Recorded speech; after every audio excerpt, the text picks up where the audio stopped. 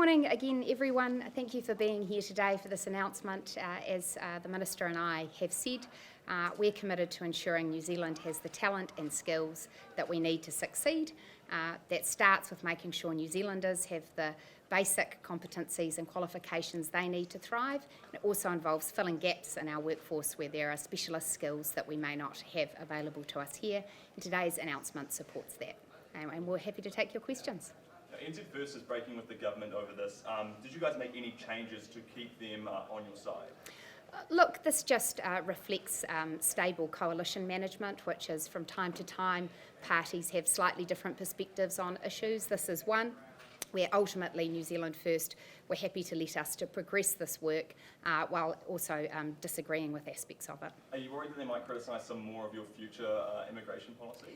No, that doesn't concern us because actually we're broadly going for the same thing, which is that we agree that immigration should be restricted to where we have genuine workforce shortages.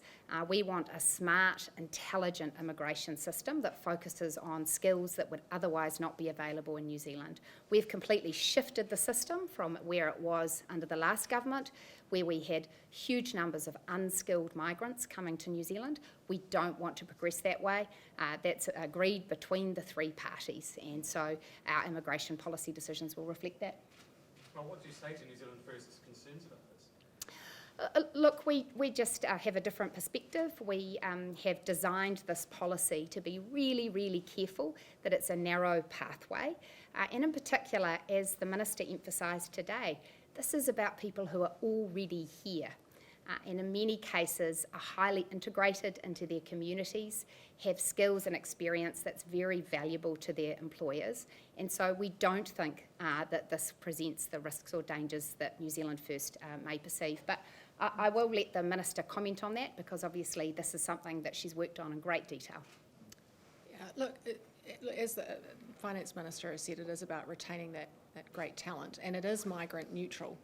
These are people who are already here, and if they are forced to leave, as I mentioned in my speech, the productivity drops for those companies all across New Zealand, including regional areas of New Zealand who rely on those skilled migrants. That productivity drop will be really immense. You think about having to bring in someone else, and likely will have to be a migrant from overseas, and then they'll have to be retrained over a period of time. It will be really devastating for many businesses. This is really smart, it's really targeted, and it means we don't need to bring in new people. Is the agree to disagree ultimately a rejection of the policy? Look, I think it's just New Zealand First signalling their concerns, and we have shared those concerns, and so in developing this policy we've been really careful to ensure there are belts and braces to make this a controlled pathway, and we understand New Zealand First concerns about open door policies in the past that haven't led to the kind of economic growth that we want to see. So we're taking a different approach as a government, and I have absolute confidence that with Stanford at the helm, we've got a smart immigration system that has the right rules and restrictions in place. Some opinions is that these visa changes will probably be abused or can be abused by migrants who simply just want to go to Australia and are using New Zealand as a stepping stone to get there. What are your reactions to that? In terms of that stepping stone to Australia, that is not something we need to be concerned about. For many of these roles, it is easier to get residence in Australia than it is in New Zealand. In fact, Australia is more likely to be used as a stepping stone to New Zealand. It is just not the case that people are coming here waiting to get into Australia. And if you go and look at their residence settings, that becomes very, very clear. And the number of migrants who are leaving to Australia is broadly on par with the number of overseas-born people of the general population of New Zealand. So that is not something that is a concern. It's not something that's borne out in the facts, and it's not something that's happening. Is New Zealand First wrong then? They say they have data that shows. I know the data that they're talking about. It's a very, very different set of data. That is the New Zealanders born overseas that are now getting residence in Australia. Now, if you look at that cohort of people, they would have had to have been New Zealand citizens before they went to Australia, which means they would have had to have been here working, probably for 2 or 3 years, then get their permanent residence, then get their citizenship. That adds up to about a decade. Then they would have had to have been in Australia for 4 years before they got their residence there. So these people are 14 years ago would have entered New Zealand. And they've been building up in Australia. That's a very different statistic than the people who are here today working in our businesses. And I understand that New Zealand First are looking at that, but that is not a figure that you should use to work out whether or not we want to keep these key people here in New Zealand. And the other vantage point on that is just to consider that where there are highly specialised skills that New Zealand's growing businesses need, actually if we lose those people to Australia, that's a loss for our economy and communities as well. And this pathway will prevent that happening, where actually these are people who are helping us create jobs and incomes in New Zealand. Did any officials warn you that this policy could potentially be used as a stepping stone to Australia while you were coming up with this? No, it's just not the case. If you look at Australia, all of these roles, it's almost much easier to get residents in Australia. It's just not a concern. The problem that we have is that we don't have the settings to keep, as the Minister mentioned, those people here in New Zealand, and we're fixing that. And it was a problem of the previous government that left us with a residency program that was not fit for purpose, and today that is now fixed. Why doesn't your coalition partner believe you on all that? Look, I think sometimes they just have a different perspective. For our part, we believe that New Zealand has actually succeeded through having welcomed New Zealanders into our country who started off as people born in other countries in the world. They've brought skills, they've brought talent, they've brought opportunity for our country. Many Kiwis were either born here or were born overseas, or their parents were born overseas. That's part of our social fabric. We agree with New Zealand First that we need to have targeted, smart immigration policies. And I think what you're seeing from our coalition partner is really wanting to bring a focus to that, and that's reflected in their position today. Ultimately, we think that's what we have achieved, but this is something where they've chosen to speak out. Was there any way this could have been packaged that would have made New Zealand First happy with it? Look, if you look at the settings, as we've both said a lot today, very smart, very targeted about highly skilled migrants who need a significant amount of experience and New Zealand work experience, quite a high threshold of income to be able to work here. And on top of that, there is a restricted job list to make sure that this policy won't be abused in the future like it has been in the past. Very smart, very targeted. And I think that's what New Zealand First often talk about: smart immigration, targeted immigration, highly skilled people, and that's what this visa delivers. Yeah. Just because you're so confident that it wouldn't be used as a stepping stone for Australia, or at least widely, would you be confident releasing the cabinet paper and the advice on any warnings you did receive on this policy? Oh, look, of course, in due course we will do that. There's that as is normal practice. I think, ultimately what you're seeing in our coalition government is that we're providing a strong, stable government, and within that we're also adults, and like all adults, from time to time we have slightly different perspectives, and we work through all of the official advice. We enjoy the challenge and test process that comes with different perspectives around the cabinet table, and I think the Minister would reflect that the policy has benefited from some of those refinements. Is it a problem that a leader who is the Foreign Minister disagrees with your policy looking after foreigners? No, because broadly, actually, New Zealand First supports the immigration approach of this government.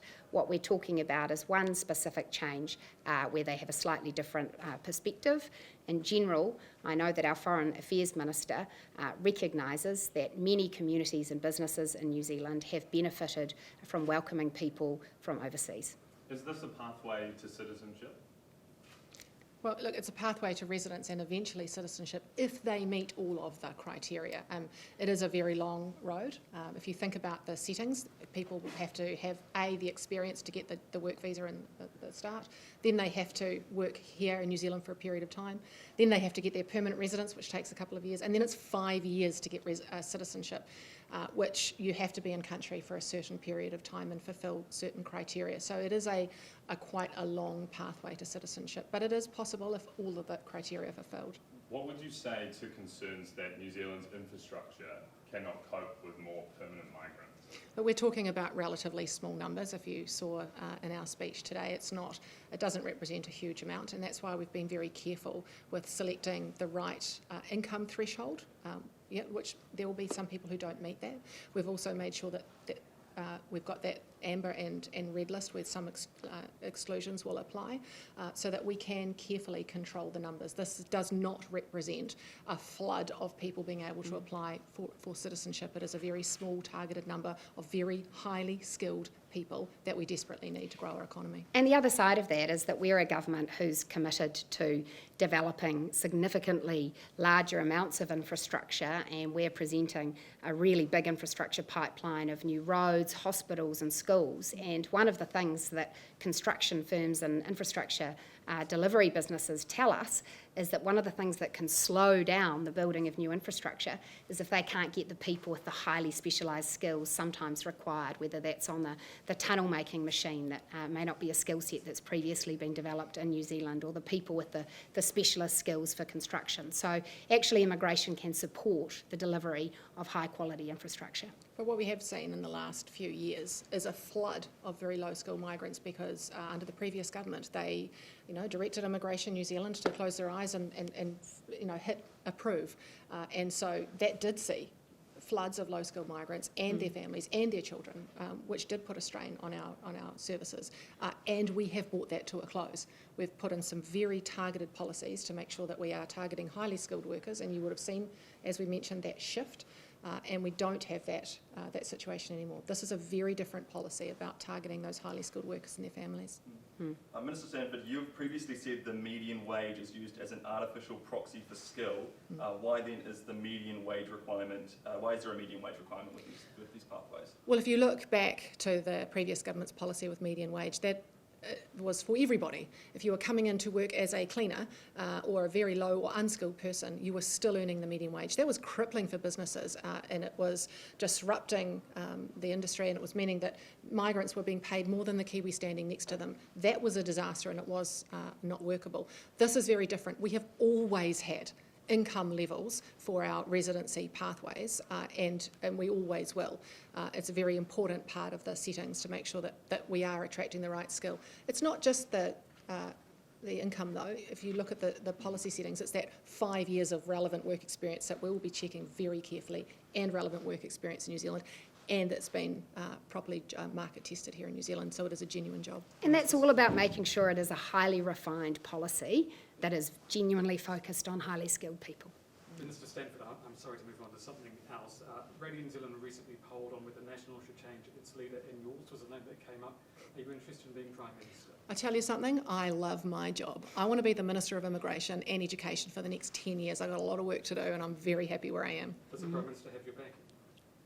Yes, he does have my full backing. He's doing a great job, and I'm very pleased to be and honoured to be part of his cabinet. And look, he has given me some incredible opportunities, as has the Minister of Finance, to do my job and to do it well, and I'm very grateful for that. Just going back to these changes, do you have the public's backing, do you think?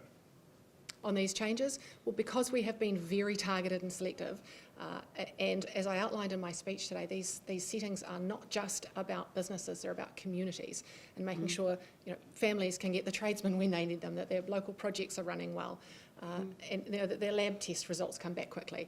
It's really important for New Zealanders, and they want to see their local communities thrive. Many of these people, these really highly skilled people, are working in industries in regional parts of New Zealand.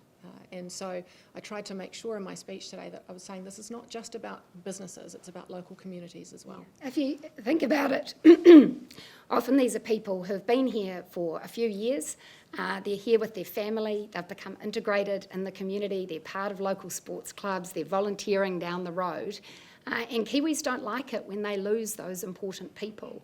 They don't like it when the local business ends up struggling because it doesn't have the skills it needs in an important area. So I think New Zealanders recognise that where people are integrated into our communities, offering something we wouldn't otherwise have, then they're valuable. And we've actually seen that.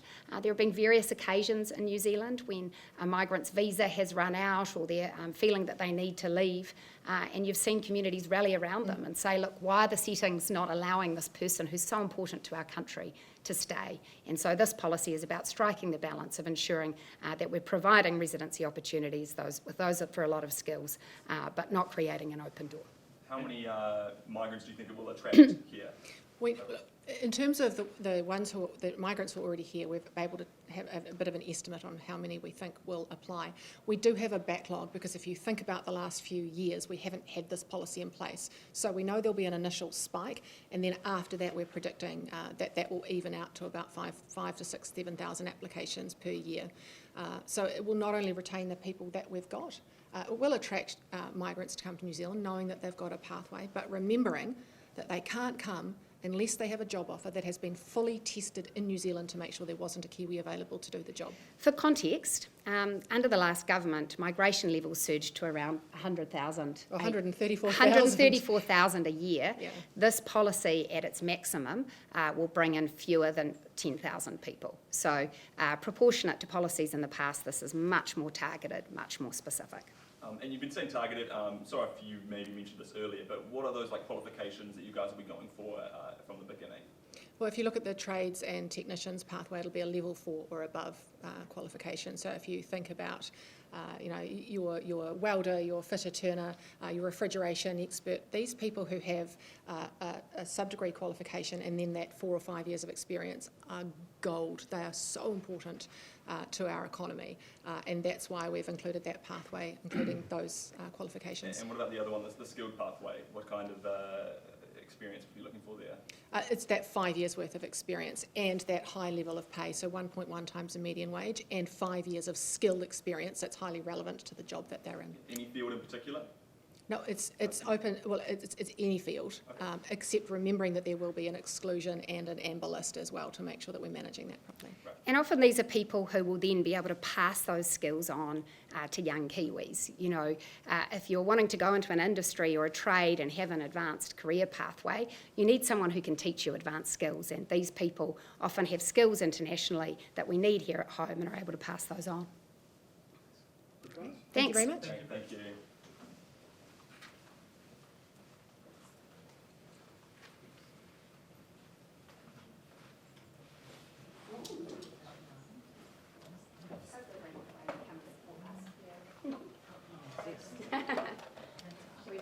I'm sure that Nick can take a photo.